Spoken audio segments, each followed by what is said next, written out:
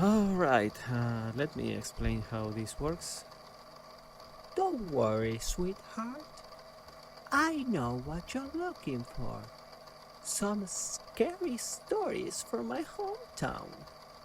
Well, one specifically. So, when do we start? Well, a statement of Geraldine Napier on the sightings of a possible lycanthrope around her residence. A what? Oh, never mind. Keep going. Statement given the 22nd of January 2009. Recorded by Gerard Delano, archival assistant of the Magnus Institute, London. Statement begins. I was having a cup of tea with my friend Marlene. Oh, she's the sweetest woman you've ever seen.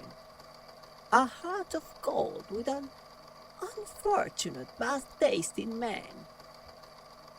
I've only known her for a few years now, but I can tell you, she simply does not know how to choose them. And we got her out on it. Every time she gets her pure little heart broken, we say, "Oh, Marlene, you need to stop looking for men that treat you like a servant." Now, don't get me wrong. It's not like she's dating young men after her deep pockets. She's not rich at all, far from it. On the contrary, she almost exclusively dates rich men that grew up in lonely homes, desperate to have a maid they don't need to pay any salary to. It's an awful thing, really. Just last year, she committed to a relationship with this nasty little man, William. He came from an old family. The sort that makes so much money, even his grandparents didn't need to work. So you can imagine he wasted his life until his youth and strength were gone. Now he has no one. His children won't talk to him, only wait for him to die and inherit his fortune.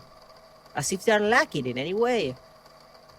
He had 2 failed marriages and 0 real friendships. The man was always after young, impressionable girls who did everything to please him. He was delighted by it, dangling his wealth in front of them, making them dance for his own entertainment. Sometimes literally. It's no surprise he went after poor Marlene. Like I said, he was looking for someone to feel safe with, without having to expose any of his own vulnerabilities.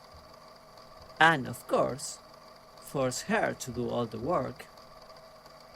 Yes, he had maids, a butler and all of that, but he wanted a personal touch. To have his girlfriend turned surrogate mother dedicate her life to him. The man became a recluse, content to have her please his every need. When I met him, the scant few times he dared to actually join our bridge games, he would be the most unpleasant man at the table. It didn't take long before he stopped even that, ignoring her friends, her hobbies, thinking only of himself, never her. And let me tell you, Marlene does not stay idle. No, sir, she works out, plays games, gets out there and meets new people every day. Oh, he did not deserve her. I am not surprised he ran away, taking all of his money with him, leaving nothing but an empty mansion. Oh, poor Marlene was heartbroken. He was so cruel to do that to her and his own children, not to mention his staff. You know, rumor says they found bloodstains in his room. Of course, I immediately confronted Marlene about it. If that monster had dared to hurt her, I would have done something about it. But she reassured me that she was fine. He went so far as to strip for me, to show me that there wasn't even a scratch on her porcelain skin. It was scandalous, I'll say. I was red as a tomato, but oh, I can't be mad at her. I didn't see, however. Perhaps he had hurt some of his staff. But of course, poor Marlene knew nothing of that. They hadn't even seen each other those last few days. What a wretched man. Good riddance, I say. He was getting even worse by the end, lashing out at everyone around him, especially poor lovely Marlene. Can you believe that? Anyway, what was I saying? Oh yes, I was having some tea with dear Marlene. Oh, she's such a sweetheart. And she was telling me of this new love of hers.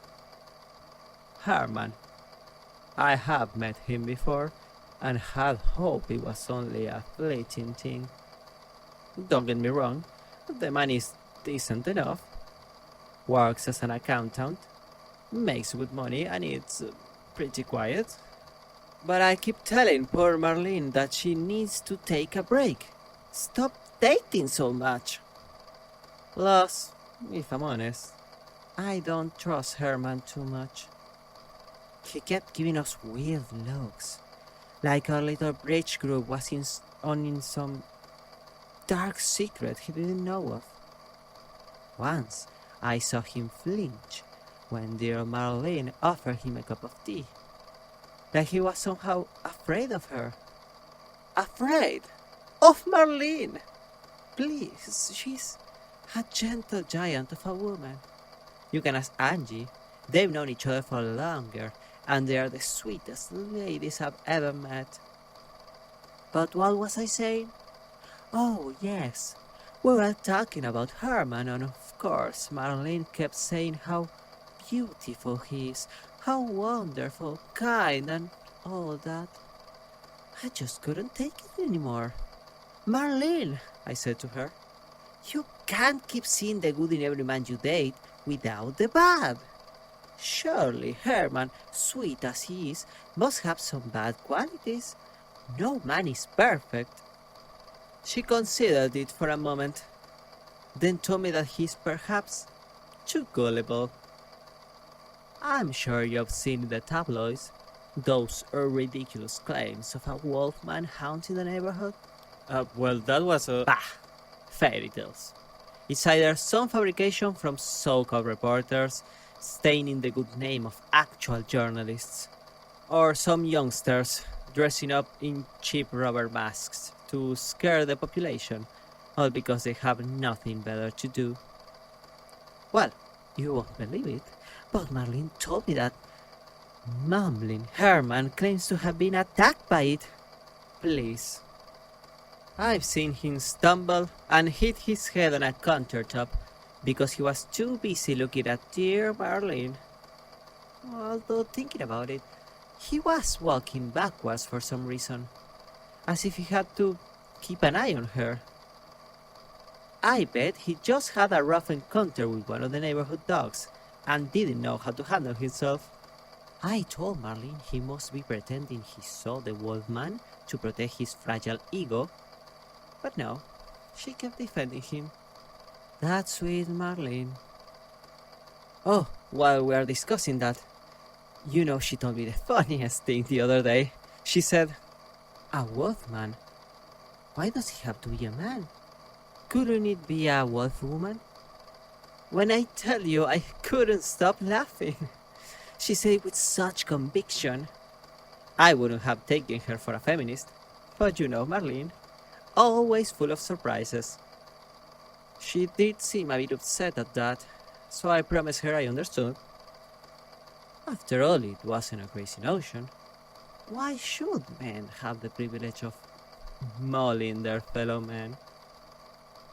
It did take a lot not to laugh at my own words, but I wouldn't want to attack poor Marlene. She's such a sweetheart and deserves the world. I will say, however, at least in matters of money, she is unbeatable, which tracks. I don't know how she does it, but despite keeping her lips tight about work, she's never without money. Now, don't get me wrong, she's no blonde bimbo spending it willy-nilly. On the contrary, She lives a modest life, buying one or two dresses here and there, and always has enough for trips out of the country. Not to mention, of course, her hobbies. I guess some know how to spend their retirement better than others. I'll tell you, she's a wonderful woman, and any man should be thankful that she will cup her soft, caring hands around their beating hearts.